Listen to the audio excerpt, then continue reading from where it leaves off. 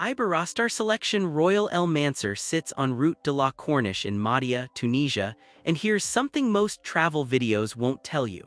This property ranks number 1 out of 3 all-inclusive resorts in Mahdia according to over 7,000 TripAdvisor reviews. That's not just marketing spin, that's thousands of actual guests voting with their feedback. When you're comparing all-inclusive options in this coastal town, the data suggests this is the one that consistently delivers.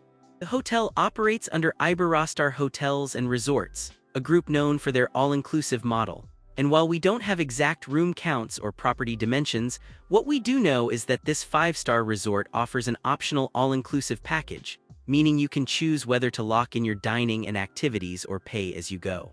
That flexibility matters because not everyone wants to commit to eating every meal on property, especially in a destination like Tunisia where local restaurants and street food are part of the cultural experience. Check-in starts at 3 in the afternoon, checkout is at noon, and pets are not allowed, so plan accordingly if you're traveling with animals. The official website doesn't break down specific room categories with detailed descriptions, so we can't walk you through the difference between a standard room and a suite with the kind of granular detail you might find at larger chain properties. What we do know is that the resort offers accommodations within a 5-star classification, which in Tunisia means certain baseline expectations around space, amenities, and service standards are met. Without specific room type names or square footage, it's hard to paint a picture of what you'll wake up to each morning, but the 5-star designation and the resort's top ranking suggest that guests are generally satisfied with their sleeping quarters. The lack of detailed room information on the official site is a bit frustrating for planners who like to know exactly what they're booking, but the volume of positive reviews indicates that whatever room you land in, it's likely to meet the standards you'd expect from an Iberostar property. Free Wi-Fi is available throughout the resort, which is a practical detail that matters more than it used to, especially if you're working remotely or need to stay connected with family back home.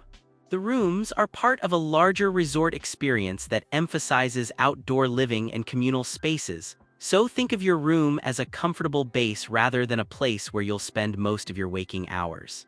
The resort's location on the Corniche means many rooms likely offer views of the Mediterranean, though without specific confirmation of room orientations or balcony details, we're limited in what we can promise about sightlines and outdoor space. Dining details from the official website are sparse, which is unusual for an all-inclusive resort where food is often a major selling point. We know the property offers an optional all-inclusive package, which typically means buffet meals, snacks, and drinks are covered, but the specific restaurants, their cuisines, and their operating hours aren't listed in the information provided. This is one of those gaps that makes trip planning harder because food is such a personal part of travel. Some guests want to know if there's a beachfront grill where they can grab lunch without changing out of swimwear, others want confirmation of a formal dining venue for anniversary dinners.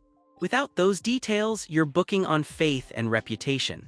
The all-inclusive model at Iberostar properties generally includes multiple dining venues with rotating themes, but we can't confirm how many restaurants this specific property has or what kind of food they serve. What we can say is that the resort's number 1 ranking among Mahdia all-inclusives suggests that whatever the dining setup is, it's working for the majority of guests. If food quality were a consistent problem, that ranking would slip. The optional nature of the all-inclusive package is worth considering carefully. If you're the type who likes to explore local restaurants and street vendors, paying for the package might mean wasted money. But if you prefer the convenience of knowing meals are covered and you don't want to think about budgets or tipping, locking in the all-inclusive rate could simplify your vacation math. Without specific pricing for the package versus room-only rates, it's hard to run the numbers, but generally these packages make the most sense for families and groups who eat and drink a lot. The resort doesn't provide detailed information about its pool facilities on the official website, which is another gap that makes it hard to set expectations. We don't know how many pools there are, whether any are heated, if there's a dedicated kids pool, or what the poolside bar situation looks like. For a beach resort in Tunisia, pools are often secondary to the Mediterranean itself, but they're still important for guests who prefer chlorinated water or want a calmer swim. The property's location en route de la Corniche suggests direct beach access, and given the resort's ranking and 5-star status, It's reasonable to assume the beach area is well maintained with loungers and some kind of service, but we don't have specifics about whether the beach is sandy or rocky, how far the walk is from your room, or whether there are water sports available. These details matter when you're trying to picture your day. Some guests want to roll out of bed and be on the sand in 2 minutes, others are fine with a longer walk if the beach itself is pristine. Without confirmation, you're left guessing. The Mediterranean along Tunisia's coast is generally swimmable from late spring through early fall, with warm water and gentle waves, but conditions vary by month and weather. The resort's popularity suggests the beach experience is a strong point, otherwise guests would complain and that top ranking would be harder to maintain. If you're someone who needs to know exact pool dimensions or beach width before booking, you'll need to call the resort directly because that information isn't publicly available in the sources we have. The official website lists several activity options that give a sense of what's available beyond the beach. There's a children's playground which signals that families are welcome and catered to, even though we don't have details about the size or equipment. The mention of sports facilities, a fitness room, and games like darts, billiards, and table tennis suggests the resort offers a range of low-key recreational options that don't require leaving the property. These aren't adrenaline-pumping activities, but they're the kind of things that fill downtime between meals and beach sessions. The fitness room is a practical inclusion for guests who don't want to skip workouts during vacation, though without details about equipment or hours, it's hard to know if you're looking at a handful of machines in a small room or a full gym with weights and cardio options. The sports facilities mentioned are vague, but could include tennis courts, volleyball, or other outdoor activities common at Mediterranean resorts. Darts, billiards, and table tennis are indoor or covered options that work well on hot afternoons or evenings when you want entertainment without exertion. These activities are often included in the all-inclusive package, which adds value if you're someone who actually uses them. The resort also has meeting rooms, which indicates it can handle small conferences or events, though details about capacity and technology aren't provided. For leisure travelers, this just means the property has the infrastructure to host groups, which can be a positive or negative depending on whether you want a quiet escape or don't mind sharing the pool with a corporate retreat. Spa and wellness information is completely absent from the official website and the sources provided, which is surprising for a 5-star resort. Many properties at this level include at least a basic spa with massage services, a sauna, and maybe a hammam given the Tunisian location.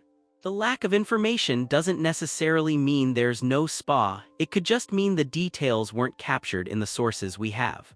If wellness is a priority for your trip, you'll want to contact the resort directly to ask about spa services, treatment menus, and pricing. Some guests don't care much about spa facilities and are happy with beach and pool relaxation, but others plan their entire vacation around spa access and want to know about signature treatments or wellness programs. Without confirmation, we can't describe the ambience of a spa, the types of massages offered, or whether there are packages that combine treatments with accommodations. This is one of those gaps where the lack of information is itself informative. It suggests either the spa isn't a major focus of the property or the marketing hasn't prioritized it. Either way, if you're booking this resort expecting a full-service wellness center with daily yoga classes and detox menus, confirm that before you arrive. The mention of a children's playground on the official website confirms that families are part of the target audience, though we don't have details about a dedicated kids club, supervised activities, or age-specific programming. Many all-inclusive resorts offer kids' clubs where children can spend a few hours doing crafts, games, or sports while parents relax, but without confirmation we can't describe what's available here. The playground suggests there's at least some outdoor space designed for children, which is a baseline amenity but not the same as a full program. If you're traveling with kids and want to know whether there's childcare, entertainment, or educational activities, you'll need to ask the resort directly. The all-inclusive model often includes kids' club access, which adds significant value for parents who want a break, but without details we can't promise that here. The resort's #1 ranking among Mahdia all-inclusives suggests families are generally happy with the experience, which likely means there's enough to keep children occupied, but the specifics aren't documented in the sources provided. Information about nearby attractions within 20 kilometers isn't available in the sources provided, which is a missed opportunity because Mahdia has a rich history and several sites worth visiting. Without confirmed details, we can't describe the Old Medina, the Great Mosque, or the fishing harbor, even though these are real places that exist near the resort. If you're the type of traveler who wants to explore beyond the resort, you'll need to do your own research or ask the concierge upon arrival. The lack of nearby attraction information doesn't mean there's nothing to see, it just means we don't have verified details to share. Some guests prefer to stay on property for the entire trip, especially with an all-inclusive package, while others want to venture out and experience local culture, food, and history. Mahdia is a coastal town with a slower pace than Tunis or Sousse, which appeals to travelers looking for a quieter Tunisian experience without the crowds. Let's be honest about what we don't know and what might not be perfect. The biggest limitation here is the lack of detailed information from the official website. For a 5-star resort, the absence of room descriptions, dining venue details, spa information, and pool specifics is unusual and makes trip planning harder. This doesn't mean the resort is hiding problems, it could just be a website that needs updating, but it does mean you're booking with less information than you'd have at other properties. The TripAdvisor ranking is strong, with over 7,000 reviews and a #1 position among Mahdia all-inclusives, but we don't have access to the actual review text or score breakdowns by category, so we can't tell you if guests consistently praise the food but complain about noise, or if the beach is perfect but the rooms need updating. That lack of granular feedback is a limitation of the sources provided. If you're someone who reads dozens of reviews before booking, you'll want to spend time on TripAdvisor or Booking.com directly to get a fuller picture. The pet policy prohibits animals, which is a deal-breaker for some travelers. The optional all-inclusive package is a positive for flexibility, but without pricing details, we can't help you decide if it's worth the cost. Check-in at 3 in the afternoon is standard but can be frustrating if you arrive early and want to access your room immediately. What makes Iberostar selection Royal El Mansour stand out is its ranking. Being #1 out of 3 all-inclusives in Mahdia with over 7,000 reviews is a meaningful data point. It suggests consistency, which is often harder to achieve than occasional excellence. The property is managed by Iberostar Hotels and Resorts, a group with a strong reputation in the all-inclusive space, particularly in Mediterranean and Caribbean destinations. The optional all-inclusive model is less common than mandatory packages and gives guests more control over their spending. The location on Route de la Corniche in Mahdia places the resort in a quieter part of Tunisia, away from the busier tourist zones of Hammamet or Sousse, which appeals to travelers looking for a more relaxed pace. The 5-star classification and the range of facilities, from the fitness room to the children's playground, suggest a property that tries to serve multiple traveler types rather than focusing narrowly on couples or families. For checking booking availability and prices at your desired dates, you can use the link in description. I hope this video was helpful. Give it thumbs up, subscribe for more travel-related content. If you are not ready to book this hotel, you can watch our best hotels playlist and choose the best one for you. Thanks for watching.